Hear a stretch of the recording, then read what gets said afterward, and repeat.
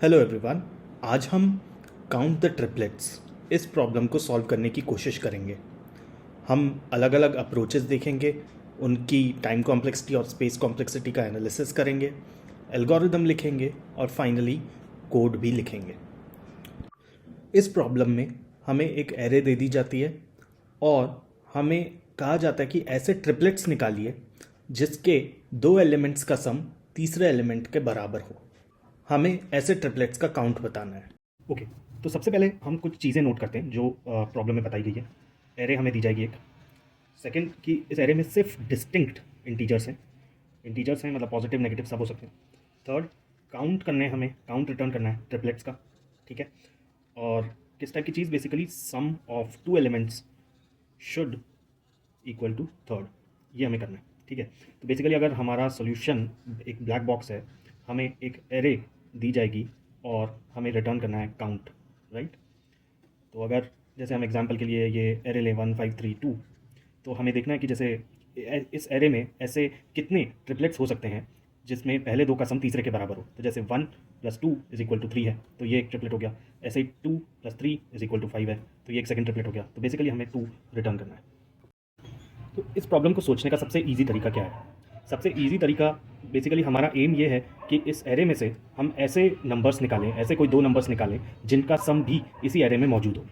तो सबसे ईजी तरीका क्या होगा कि हम ऑल पॉसिबल पेयर्स जो हो सकते हैं इस एलिमेंट्स के, इस एरे के, वो निकाल लें, ऑल पॉसिबल पेयर्स। फिर हर एक का हम सम कर लें, हर पेयर का, और फिर हम चेक कर लें कि ये सम एरे में है कि नहीं है। तो इससे हम अगर सम एरे में है तो हमें समझ आ गया कि हाँ, हमें ट्रिपलेट मिल गया है, राइट। अब हम ऑल पॉसिबल पेयर्स कैसे निकालेंगे? इसके लिए बिल्कुल कॉमन अप्रोच है। एक कॉमन अप्रोच क्या है कि हम दो पॉइंटर चला देते हैं, आई और जे। एक बार में आई को फिक्स रखते हैं और जे को पूरा यूँ मूव करते रहते हैं। तो जैसे 1 5 1 3 1 2 ऐसे हो जाएगा। और जब जे पूरा मूव कर लेता है तो फिर हम आई को एक कदम आगे बढ़ाते हैं और फिर से जे को आगे मूव करते रहते हैं, जैसे 5 3 5 2, ऐसे ही 3 2। तो इससे हमारे पास ऑल पॉसिबल पेयर्स आ जाएंगे, हम सम कर लेंगे। और जब हमें ये चेक करना होगा कि ये सम भी इसमें प्रेजेंट है कि नहीं है, जैसे 1 + 5 = 6, हमें चेक करना है कि 6 प्रेजेंट है या नहीं है। तो हम फिर से इस एरे में लूप करके देख सकते हैं कि 6 मिल रहा है कि नहीं। अगर 6 मिल गया तो हमारा ट्रिपलेट है। अब इस सोल्यूशन की टाइम कॉम्प्लेक्सिटी क्या होगी? ऑल पॉसिबल पेयर्स ये फाइंड करने के लिए हमें दो लूप चलाने पड़ेंगे। आई को फिक्स रख के उसके अंदर एक लूप चलाना पड़ेगा। तो इसकी हो गई बिग O ऑफ n²। और फिर जब हम ये सम चेक करेंगे एक एक पेयर के लिए, बेसिकली एक पेयर के हिसाब से एक सम आ गया और फिर हम उस सम को चेक करने के लिए फिर से हमें लूप करना पड़ेगा। तो इसकी हो गई बिग O ऑफ n। तो टोटल टाइम कॉम्प्लेक्सिटी हमारी होगी बिग O ऑफ n³। मगर बिग O ऑफ n³ बहुत ही ज़्यादा टाइम कॉम्प्लेक्सिटी है।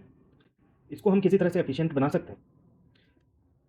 इसको एफिशिएंट बनाने के लिए हम इस स्टेप में कुछ ऑप्टिमाइज़ कर सकते हैं। इस स्टेप में हम क्या ऑप्टिमाइज़ कर सकते हैं? चेकिंग कि कोई सम इस एरे में प्रेजेंट है या नहीं है। ये अभी big O of n time complexity ले रहा है।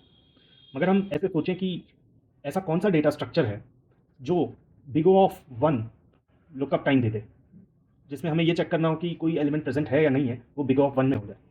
तो हमें आंसर मिलेगा कि मैप या सेट, राइट, हैश मैप या हैश सेट। तो हम क्या कर सकते हैं कि हम पहले लूप चलाकर एरे के सभी एलिमेंट्स को एक सेट में डाल सकते हैं। और जब हमें ये चेक करना होगा तो हम उस सेट में डायरेक्टली सेट डॉट फाइंड या ऐसे जो भी मेथड है उससे सर्च कर सकते हैं, जो कि बिग O ऑफ 1 में हमें दे देगा। तो फिर ये हमारा big O of n will convert to big O of 1, और हमारी टाइम कॉम्प्लेक्सिटी हो जाएगी बिग O ऑफ n²। और स्पेस कॉम्प्लेक्सिटी हो जाएगी बिग O ऑफ n, क्योंकि हमें पूरा एक सेट मेंटेन करना पड़ेगा, राइट। अब इसमें आप सोचेंगे कि ये एरे से सेट में डालने के लिए भी तो हमें लूप चलाना पड़ा और big O of n time complexity लगानी पड़ी। मगर इसमें इंपॉर्टेंट बात यह है कि ऐसा सिर्फ हमें एक बार करना पड़ा कि हमें ये सारे के एलिमेंट्स को सेट में डालना हुआ। ऐसा हमें हर पॉसिबल पेयर के लिए नहीं करना पड़ा, जो कि n² हैं पॉसिबल पेयर्स। इसलिए हमारी टाइम कॉम्प्लेक्सिटी अब बिग O ऑफ n² ही रह गई है। और ये बहुत ही कॉमन अप्रोच है जब भी हमें किसी चीज़ का ये चेक करना हो कि ये जस्ट प्रेजेंट है या नहीं है। ऐसे केस में हम मैप या सेट जैसे डेटा स्ट्रक्चर को यूज़ कर सकते हैं। ये और भी कई प्रॉब्लम्स में काम आ सकता है। अभी तक जो हमारे पास करंट सोल्यूशन है उसमें time complexity big O of n² है, space complexity big O of n है। क्या इसे फर्दर ऑप्टिमाइज़ किया जा सकता है? ये पिछले सोल्यूशन में हमारे पास एक्स्ट्रा स्पेस इसलिए आ गया क्योंकि हमें इस स्टेप में टाइम कॉम्प्लेक्सिटी कम करनी थी चेकिंग सम में। अगर हमें स्पेस बचाना है तो ये टाइम कॉम्प्लेक्सिटी वापस बिग O ऑफ n हो जाएगी। और हम ये कॉम्प्रोमाइज़ कर सकते हैं अगर किसी तरह से इस स्टेप की जो फर्स्ट स्टेप है इसकी टाइम कॉम्प्लेक्सिटी किसी तरह से नीचे आ जाए तो। अभी तक हम ऐसे सोच रहे थे कि हम सभी पेयर्स निकालते हैं और फिर हर एक पेयर का सम हम एरे में चेक कर लेंगे। अगर हम उल्टा चल के देखें तो, उल्टा इन द सेंस कि हम पहले सम फिक्स कर दें बिग O ऑफ n से बारी बारी से एक एक एलिमेंट को हम तीसरा और सबसे बड़ा एलिमेंट बना लें, which is the sum of the other two. पहले हम ये सम फिक्स कर दें बिग O ऑफ n से, और फिर वो पेयर ढूंढना चाहें जो इन दोनों का सम बनाते हैं। तो हम ऐसे करके देखें तो अगर मान लीजिए हमने 1 को फिक्स कर दिया, फिर हमें सब पेयर ऐसे पेयर्स ढूंढने जिनका सम 1 बन रहा है, तो हमें फिर से सारे एलिमेंट्स चेक करने पड़ेंगे। 5 को फिक्स कर दिया तो फिर से हमें सारे एलिमेंट्स चेक करने पड़ेंगे, सारे पेयर्स कि 1 3 बनाता है कि नहीं, 1 2 बनाता है कि नहीं, 3 2 बनाता है कि नहीं। तो ये तो अभी भी n स्क्वायर ही रहा, तो this is not helping. But ये तब हेल्प हो सकता था अगर ये एरे सॉर्टेड होती। तो मान लो कि मैंने इसे किसी तरह से सॉर्ट कर दिया, 1 2 3 5 हो गई, ये एरे सॉर्ट हो गई। मेरा अब ये पहला स्टेप ये हो चुका है चेकिंग सम कि मैंने थर्ड एलिमेंट फिक्स कर दिया। मान लो मैंने 5 को फिक्स कर दिया। अब मेरा एम रह गया है कि मुझे ऐसे 2 एलिमेंट्स चाहिए जिनका सम 5 हो इस बची हुई एरे में। ट्राई करके देखते हैं। तो मान लीजिए 5 सम के लिए मैंने एक सबसे छोटे एलिमेंट को पकड़ लिया 1, एक सबसे बड़े एलिमेंट को पकड़ लिया 3। अब 1 + 3 = 4 जो कि 5 से कम है। तो मुझे किसको आगे बढ़ाना चाहिए, इस पॉइंटर को इधर या इसको इधर? ऑब्वियसली इसको इधर, क्योंकि मुझे पता है कि अगर 1 + 3 मिलकर 5 नहीं बना पा रहे हैं तो 1 + any number which is lesser than 3 मिलकर तो 5 100% नहीं बना पाएंगे। तो ऐसा करने से मेरा फ़ायदा क्या हुआ? मेरा फ़ायदा ये हुआ कि मैं ऐसे सभी पेयर्स चेक करने से बच गया जो 3 से कम है। ऐसे सभी पेयर्स जो 3 से कम है उनका 1 के साथ पेयर करना मेरे लिए अब यूजलेस हो गया, क्योंकि वो तो हमेशा 5 नहीं बना पाएंगे। और इसी तरह मान लीजिए अगर सम ज़्यादा आ जाता, मान लीजिए किसी तरह से सम अगर ये एरे अलग होती और किसी तरह से सम मान लीजिए 8 आ गया होता हाइपोथेटिकली, तो मैं इसको कम कर देता। इसलिए ऐसे चलने से एक बार में एक ही पॉइंटर आगे बढ़ेगा। तो ये टाइम कॉम्प्लेक्सिटी मेरी big O of n square की बजाय अब बिग O ऑफ n रह जाएगी। और जब भी सम इक्वल हो गया, जैसे मान लीजिए इसको मैंने आगे बढ़ा दिया 2 + 3 = 5, तो हमारे पास ट्रिपलेट आ गया। ये बहुत ही कॉमन अप्रोच है जो कई सारी प्रॉब्लम्स में यूज़ हो सकती है कि अगर एरे मान लीजिए सॉर्टेड है और आप किसी एक सम की तलाश में हैं, कोई एक सम आप ढूंढ रहे हैं, तो 2 पॉइंटर चला दो, एक लेफ्ट से और एक राइट से, और अगर इन दोनों का सम कम है तो लेफ्ट को आगे बढ़ाओ, अगर इन दोनों का सम इस सम से ज़्यादा है तो राइट को कम करते जाओ। ओके, जो अब अभी तक हमने सोचा है उसके हिसाब से हम एल्गोरिदम लिखने का कोशिश करते हैं। तो पहला स्टेप तो हमें एरे सॉर्ट कर लेनी है, जो कि big O of n log n में हो जाएगी। सेकेंड स्टेप इज़ कि हमें फिक्स कर लेना है बिगेस्ट एलिमेंट, थर्ड या बिगेस्ट एलिमेंट जो हमें ट्रिपलेट ढूंढना है उसका, ये थर्ड या बिगेस्ट, जो कि बेसिकली हम ऐसे शुरू कर सकते हैं कि पहले सबसे पहले 5 कर दें, फिर 3, फिर 2, इस तरह से। तो ये हमें तब तक ही करने का सेंस है जब तक कि इसके पीछे जो भी हमारा बिगेस्ट एलिमेंट है उसके पीछे भी एटलीस्ट 2 एलिमेंट्स तो हों, तभी ट्रिपलेट बनाने का पॉइंट है। तो ये हम लूप में करेंगे, और इस लूप के हर आइट्रेशन में हमारे पास क्या एम रहेगा कि जो भी ये थर्ड या बिगेस्ट एलिमेंट फिक्स्ड है उसके लिए हम ऐसे पेयर्स निकालने की कोशिश करें जिसका सम ये थर्ड एलिमेंट है, राइट। तो अब इसको ट्रैक करने के लिए हमें एक वेरिएबल चाहिए होगा आई, जो कि हमारा थर्ड या बिगेस्ट एलिमेंट को ट्रैक करेगा, राइट। ठीक है, अब इसकी हर एक लूप आइट्रेशन में हमारे पास क्या होगा, हमें वो फाइंड करने हैं 2 पेयर। वो फाइंड करने के 2 पेयर का क्या तरीका है, जैसे हमने देखा था कि ये आई और जे कि हम 2 पॉइंटर्स चला देंगे, एक छोटा एक बड़ा, और ये दोनों पॉइंटर्स या तो लेफ़्ट या राइट ऐसे चलते रहेंगे, राइट।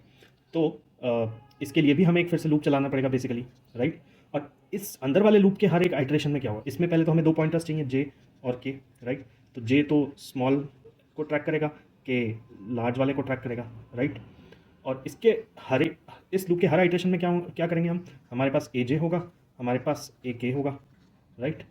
और हम इन दोनों का सम चेक करेंगे कि ये ए आई से बड़ा है, छोटा है या कम है, राइट। अगर मान लीजिए कम है तो हम क्या करेंगे, हमें लेफ़्ट वाले को आगे बढ़ाना है, यानी कि हम J++ कर देंगे। अगर मान लीजिए बड़ा है तो हमें राइट वाले को पीछे करना है, यानी कि हम K माइनस कर देंगे।